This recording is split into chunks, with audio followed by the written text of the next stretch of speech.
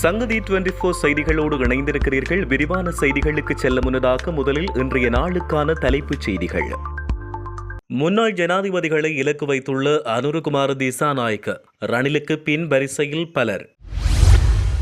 புலிபாய்ந்தகல் பகுதியில் பெரும்பான்மை இனத்தவர் அத்துமீறி வாடி அமைத்த விவகாரம், சந்தேக நபருக்கு எதிராக சட்ட நடவடிக்கை எடுக்கப்பட்டுள்ளது. உள்ளூராட்சி மன்ற தேர்தல் தொடர்பில் 150க்கும் மேற்பட்ட முறைப்பாடுகள் இதுவரை பதிவு. அனுர அரசின் தேர்தல் கால யுக்தி, யாழில் உயர் பாதுகாப்பு வலயங்களை நோக்கிய நகர்வு. 400 ரூபாவுக்கு செல்லும் டொலரின் பெறுமதி, அனுரவுக்கு சென்ற எச்சரிக்கை. தேசபந்துவுக்கு எதிரான விசாரணை குழு தொடர்பில் வெளியான தகவல்.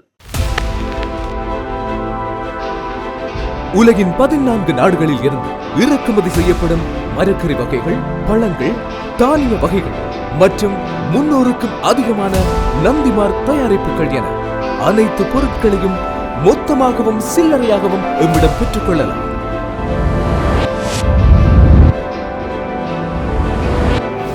VSCO கேஷ் அண்ட் கேரி, என்றும் உங்களுடன். தொடர்வன விரிவான செய்திகள். தற்போது முன்னாள் ஜனாதிபதி ரணில் விக்ரமசிங்கவுக்கு அழைப்பாணை விடுக்கப்பட்டுள்ளது. அடுத்தடுத்த விசாரணைகளுக்காக முன்னாள் ஜனாதிபதிகள் வரிசையில் இருக்கின்றார்கள் என ஜனாதிபதி அனுரகுமார திசாநாயக்க தெரிவித்தார். கடந்த காலங்களில் லஞ்சம் மற்றும் ஊழல் ஆகிய குற்றங்களில் ஈடுபட்டவர்கள் தொடர்பில் என்ன நடவடிக்கை எடுத்தீர்கள் என்று கேட்கிறார்கள். அவர்களுக்கு எதிரான நடவடிக்கைகளை நாங்கள் சரியாக மேற்கொள்வோம். லஞ்ச ஊழல் ஒழிப்பு ஆணைக்குழுவை நாங்கள் பலப்படுத்தியுள்ளோம். குற்றப்புலனாய்வு திணைக்களத்தை பலப்படுத்தியுள்ளோம். கடந்த கால ஊழல்வாதிகளுக்கு எதிரான நடவடிக்கைகள் மேற்கொள்ளப்பட்டு வருகின்றன. இலங்கையின் போலீஸ் மாதிபர் ஒருவர் மறைந்து வாழ வேண்டிய சூழல் ஏற்படும் என யாராவது நினைத்தார்களா? இதற்கு முன்னரான நாட்களில் போலீசார் தான் பொதுமக்களை தேடினார்கள். ஆனால் தற்பொழுது பொதுமக்கள் போலீசாரை தேடுகிறார்கள். தற்போது முன்னாள் அமைச்சர்கள் 3 சிறைக்குள் இருக்கிறார்கள். இது நல்ல மாற்றம். பிழை செய்தவர்கள் யார் என்றாலும் அவர்கள் நமது அரசாங்கத்தால் சட்ட நடவடிக்கைக்கு உட்படுவார்கள். ஊவா மாகாணத்தின் முன்னாள் முதலமைச்சர் லஞ்ச ஒழிப்பு ஆணைக்குழுவால் கைது செய்யப்பட்டார். அவர் சிறையில் இருக்கும்போது முன்னாள் ஜனாதிபதி ரணில் விக்ரமசிங்க ஊடகங்களுக்கு கருத்து தெரிவிக்கிறார். நான் கூறியதற்கிணங்கவே அந்த முன்னாள் முதலமைச்சர் அவ்வாறு செயற்பட்டதாக. அந்த முதலமைச்சர் ஒரு அப்பாவி என்பது போலவும் தான் குற்றவாளி என்பது போலவும் ரணில் கூறியிருந்தார். இப்போது ரணில் விக்ரமசிங்கவையும் லஞ்ச ஊழல் ஒழிப்பு ஆணைக்குழு விசாரணைக்கு அழைத்துள்ளது. குற்றவாளி விசாரணைக்கு அழைக்கப்பட்டால் அது அரசியல் பழிவாங்கலா? கடந்த அரசாங்கத்தின் போது முன்னாள் ஜனாதிபதி ஒருவருக்கு அழைப்பாணை வரும் நிலை ஏற்பட்டிருந்தது. ஆனால் எங்களில் அந்த நிலை இல்லை. விசாரணைக்கு அழைப்பதற்காக முன்னாள் ஜனாதிபதிகள் வரிசையில் இருக்கிறார்கள் என்றும் அவர் குறிப்பிட்டுள்ளார்.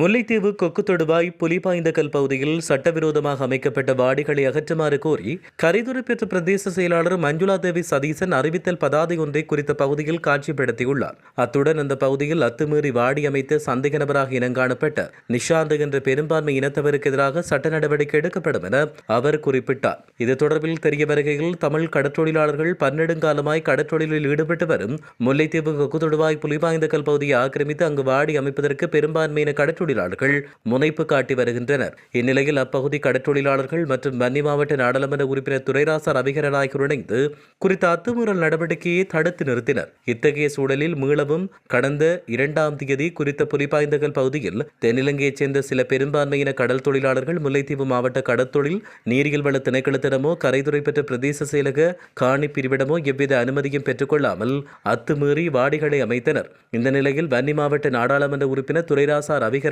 உடனடியாக புலிபாய்ந்தகல் பகுதியில் சட்டவிரோதமாக அமைக்கப்பட்டுள்ள வாடியை அகற்ற அந்த பகுதியில் அறிவித்தல்களை காட்சிப்படுத்துமாறு வலியுறுத்தினார். இதையடுத்து குறித்த பகுதியில் சட்டவிரோதமாக அமைக்கப்பட்ட சில வாடிகள் முழுமையாகவும் சில வாடிகள் பகுதி அளவிலும் அகற்றப்பட்டு காணப்பட்டன.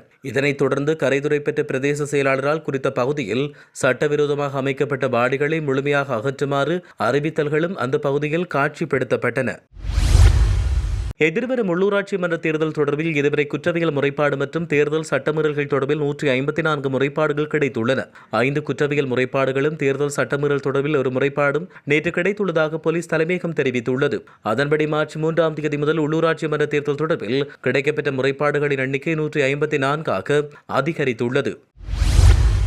நாட்டில் யுத்தம் முடிவுற்று 15 வருடங்கள் கடந்த நிலையில் யாழ்ப்பாணத்தின் அதிஉயர் பாதுகாப்பு வலயமாக பிரகடனப்படுத்தப்பட்டிருந்த வீதி ஒன்று கடந்த வியாழக்கிழமை கடும் கட்டுப்பாடுகளுக்கு மத்தியில் மக்களின் பாவனைக்காய் திறந்துவிடப்பட்டது. யாழ்ப்பாணம் பசாவிளான் சந்தை முதல் பொன்னாலை பருத்தித்துறை வீதி வரையிலான பலாலை வீதி சுமார் 35 வருடங்களின் பின்னர் இவ்வாறு திறந்து வைக்கப்பட்டது. ராணுவ உயர் பாதுகாப்பு வலயத்தினூடாக செல்கின்ற சுமார் 2.5 கிலோமீட்டர் நீளமான குறித்த வீதி கடந்த 1990ஆம் ஆண்டு முதல் மக்கள் போக்குவரத்துக்கு தடை செய்யப்பட்டது. இந்நிலையில் குறித்த வீதி திறக்கப்பட்டதை முன்னிட்டு பிரதேச மக்கள் வீதியின் நுழைவாயிலுக்கு அருகில் பொங்கல் பொங்கி தமது மகிழ்ச்சியை வெளிப்படுத்தினர். எனினும் கடும் கட்டுப்பாடுகள் விதிக்கப்பட்டுள்ளமை தொடர்பில் மக்கள் தமது கவலைகளை வெளியிட்டு வருகின்றனர். நாட்டில் கடந்த 3 மாதங்களில் 30 துப்பாக்கிச் சூட்டுச் சம்பவங்கள் பதிவாகியுள்ளன. இந்நிலையில் குறித்த துப்பாக்கிச் சூட்டுச் சம்பவத்தால் 30 பேர் உயிரிழந்துள்ளனர். அத்துடன் பாதாள உலக கும்பல்களால் அதிகரித்து வருவதாக போலீஸ் வட்டாரங்கள் தெரிவிக்கின்றன.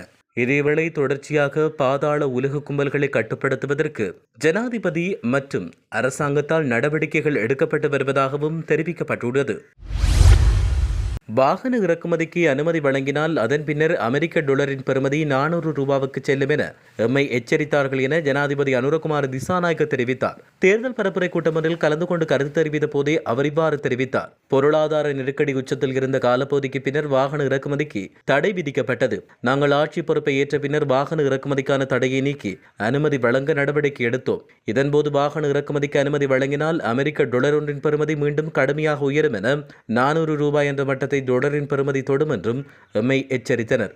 டாலரின் பெறுமதியை வைத்து பல பிரச்சாரங்களை மேற்கொண்டனர். இன்று என்ன நடந்தது? வாகன இறக்குமதிக்கு நாங்கள் அனுமதி வழங்கியிருக்கிறோம். அதேபோல் டாலரின் பெறுமதியை மாற்றமில்லாமல் பேணி வருகிறோம். நீண்ட காலத்திற்கு 300 ரூபாய் என்ற மட்டத்தில் நாங்கள் டாலரின் பெறுமதியை நிலைநிறுத்தி இருக்கிறோம். ஒரு காலத்தில் இரவு உறங்கச் செல்லும் போது அமெரிக்க டாலரின் பெறுமதி ஒன்றாகவும் காலை விழித்ததும் டாலரின் பெறுமதி வேறொன்றாகவும் ஸ்திரமற்ற நிலையில் காணப்பட்டது. அப்படிப்பட்ட நிலையை எமது அரசாங்கம் மாற்றியமைத்து டாலரின் பெறுமதியை நிலையாக பேணி வருவதாகவும் அவர் குறிப்பிட்டுள்ளார். நாட்டை பொறுப்படுத்தி 6 மாத காலத்துக்குள் பொருளாதாரத்தை ஸ்திரப்படுத்தியுள்ளதாக ஜனாதிபதி தெரிவித்தார். கிண்ணியா கிராமக்கோடு மைதானத்தில் நேற்று இடம்பெற்ற மக்கள் சந்திப்பில் அவர் இவ்வாறு தெரிவித்தார். மேலும் வாகனம் இறக்குமதி செய்யப்படும் போது டாலர் உயரும் என்றனர். ஆனால் நாங்கள் அதை கட்டுப்பாட்டுக்குள் வைத்திருக்கிறோம். கடந்த டிசம்பர் மாதத்தில் இருந்து நாடுகளுக்கான கடனை திருப்பிக் கொடுக்க ஆரம்பித்துள்ளோம். இதுவரை 500 பில்லியன் டாலர்களை திருப்பிக் கொடுத்திருக்கின்றோம். இனவாதத்தை கூறி நாட்டு மக்களை குழப்ப வேண்டியதுமில்லை. அவர்களிடமிருந்து நாட்டை பொறுப்பெடுக்கும் போது 30 வீதத்துக்கு மேல் சென்ற வட்டி வீதம் இன்று 10 வீதமாக குறைவடைந்துள்ளது. எனவே நாடு உறுதியாக இருக்கிறது. எவரும் அஞ்ச வேண்டியதில்லை என்றும் அவர் தெரிவித்தார்.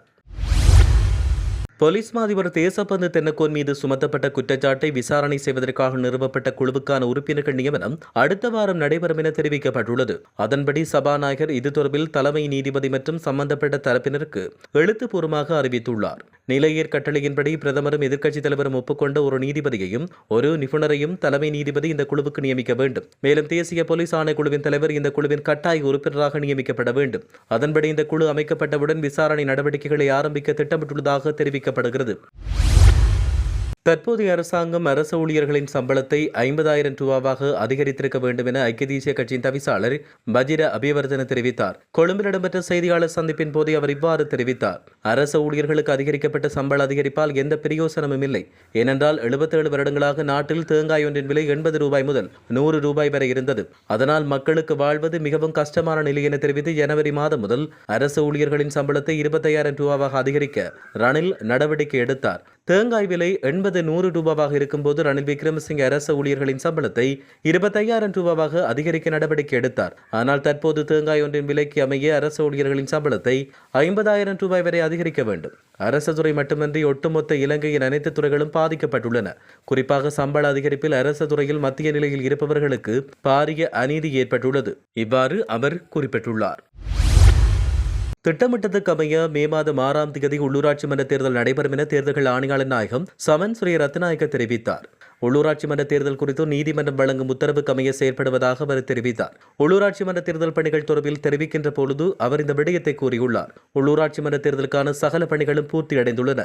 தபால் மூல வாக்களிப்புக்கான வாக்காளர் அட்டைகள் தபால் திணைக்களத்துக்கு ஒப்படைக்கப்பட்டு அவை தற்போது விநியோகிக்கப்பட்டுள்ளன. எதிர்வரும் வாரமளவில் உத்தியோகபூர்வ வாக்காளர் அட்டைகளை ஆணைக்குழுவுக்கு ஒப்படைப்பதாக அரசு அச்சக திணைக்களம் குறிப்பிட்டுள்ளது. திட்டமிட்ட வகையில் எதிர்வரும் 22, 23 மற்றும் 24ஆம் தேதிகளில் தபால் மூல வாக்களிப்பு நடத்தப்படும். இந்த 3 தினங்களில் வாக்களிக்க தவற வரும் அரச உத்தியோகத்தர்கள் 28 மற்றும் 29ஆம் தேதிகளில் மாவட்ட தெரிவத்தாட்சி அலுவலகத்தில் வாக்களிக்க முடியும் என தெரிவிக்கப்பட்டுள்ளது. திட்டமிட்டபடி எதிர்வரும் மாதம் 6ஆம் தேதி உள்ளூராட்சி மன்ற தேர்தல் வாக்கெடுப்பு நடத்தப்படும் என்றும் தெரிவிக்கப்பட்டுள்ளது.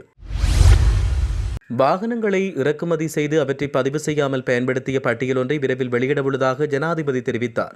அவர் மேலும் தெரிவிக்கையில், கடந்த காலங்களில் வாகன இறக்குமதி தடை செய்யப்பட்ட போதிலும் முன்னாள் அமைச்சர்கள் மற்றும் நாடாளுமன்ற உறுப்பினர்களில் பலர் வாகனங்களை கொண்டு வந்தனர். அவர்கள் அத்தகைய வாகனங்களை பதிவு செய்யாமல் பயன்படுத்துகின்றனர். அதிகாரத்தில் இருந்தவர்கள் சட்டத்திற்கு கட்டுப்படவில்லை.